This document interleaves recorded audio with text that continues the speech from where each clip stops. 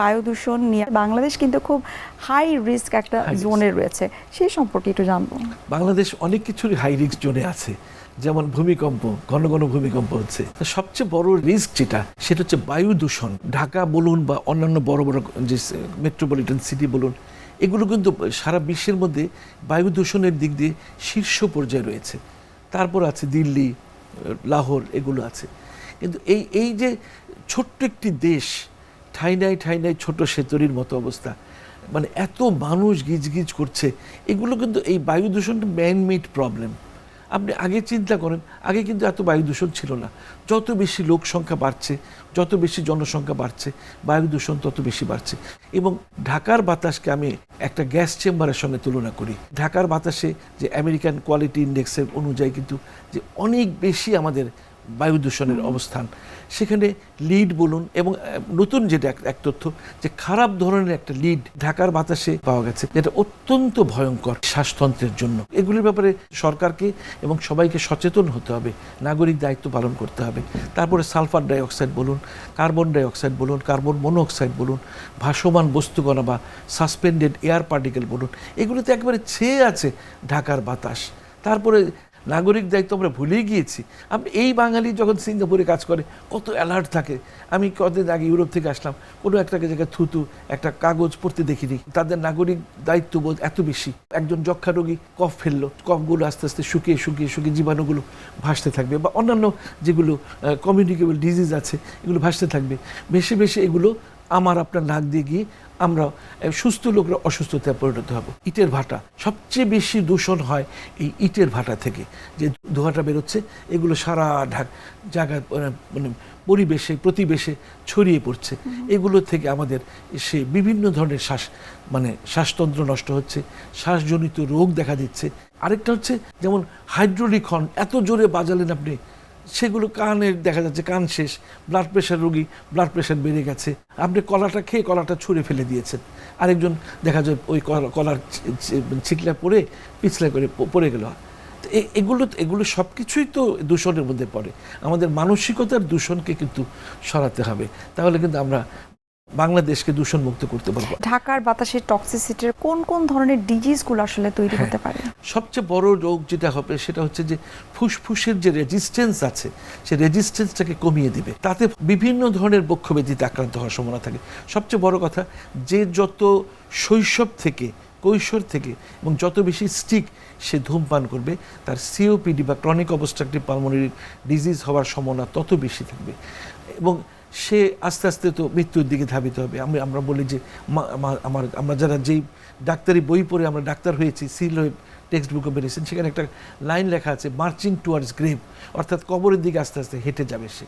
তারপরে আপনি যে ধূমপান করছেন, আপনার অ্যাজমার সঙ্গে সরাসরি জড়িত না। পরিবেশ দূষণটা হচ্ছে যে পরিবেশ দূষণের আরেকটা হচ্ছে অ্যাজমা। ঘরের ধুলা বাইরের ধুলার চেয়ে বেশি ক্ষতিকর, কারণ বাইরের ধুলাতে রৌদ্র পড়ছে, মাইনগুলো মরে যাচ্ছে, অনেক জীবাণু মরে যাচ্ছে যদি প্রচুর রোদ উঠে। আরেকটা হচ্ছে, এখানে একটা কথা বলা দরকার, ভিটামিন ডি ডেফিসিয়েন্সি অনেকের আছে। ভিটামিন ডি ডেফিসিয়েন্সি যাদের আছে, অনেকেই আপনারা ভিটামিন ডি এসে করে দেবেন রক্তে ভিটামিন ডির পরিমাণ কেমন আছে। যাদের ভিটামিন ডি ডেফিসিয়েন্সি থাকে তাদের বিভিন্ন ধরনের বক্ষব্যাধি হওয়ার সম্ভাবনা বেশি থাকে। আর ধূমপানের বড় আরেকটা হচ্ছে যে আপনার কিডনিও আক্রান্ত হচ্ছে। আগে ধারণা ছিল যে ফুসফুসের ক্যান্সার হবে, নিউমোনিয়া হবে, বিভিন্ন ধরনের ফুসফুসের রোগ হবে। এখন বলা হচ্ছে যে কিডনি ফেলিওরের অন্যতম একটা বড় কারণ হচ্ছে এই ধূমপান। বার্জার ডিজিজ, পায়ের মধ্যে দেখা যাচ্ছে যে আস্তে আস্তে পা আপনার অবশ হয়ে যাচ্ছে, বার্জার ডিজিজ হচ্ছে। বার্জার ডিজিজের বড় কারণ হচ্ছে এই ধূমপান।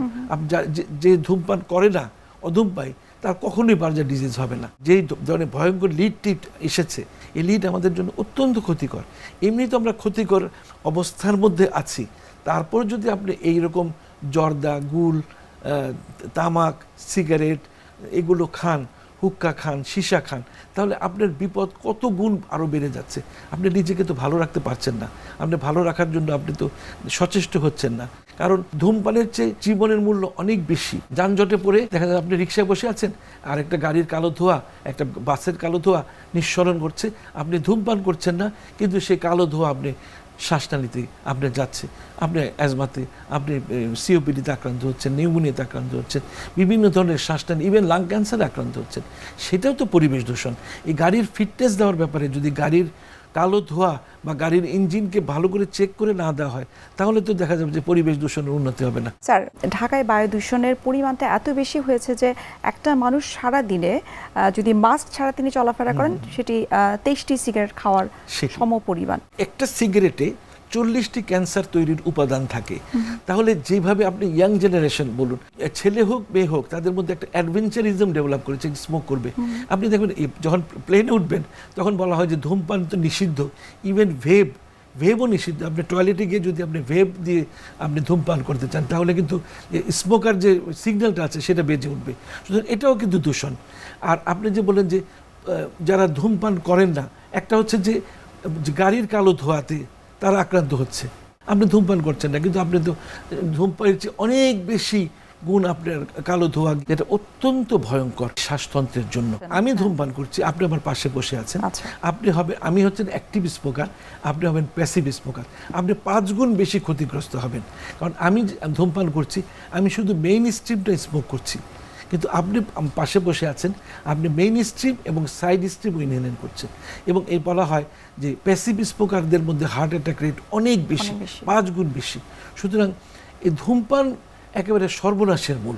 আমি ধূমপানের মানে সবসময় বলি, আমার চেম্বারে যখন একজন সিওপিডি রোগী আসে, একটা লাং ক্যান্সার রোগী আসে, আমি জিজ্ঞেস করি, ভাই আপনি কি ধূমপান করতেন? বলে সারা জীবন ধূমপান করেছি। বলে এখন তো ধূমপান বন্ধ করেন, 2 মাস 3 মাস ধরে ধূমপান করছি না।